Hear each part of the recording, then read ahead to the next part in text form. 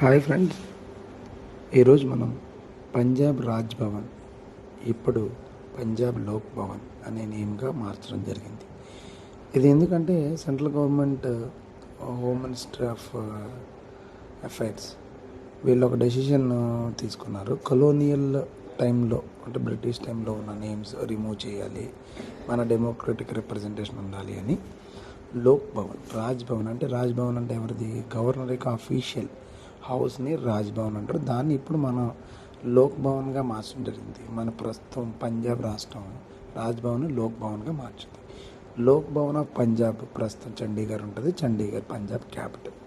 వాళ్ళ యొక్క official records, sign boards, letter హెడ్స్లో ఇప్పుడు లోక్ భవన్ పంజాబ్ అని ఉంటుంది. సో ఇప్పుడు ఇదే విధానాన్ని అన్ని రాష్ట్రాలు ఫాలో అవుతాయి. అదేవిధంగా మనకి అఫీషియల్ ప్రెసిడెంట్ హౌస్ ఉంటుంది, అది రాష్ట్రపతి భవన్ న్యూఢిల్లీలో ఉంటుంది. సో ఈ యొక్క చేంజ్ మనం గమనించాలి. లోక్ భవన్లో లోక్ అంటే ప్రజలు, లోక్ భవన్ యొక్క ఉద్దేశం ప్రజల యొక్క భవనం అని అర్థం.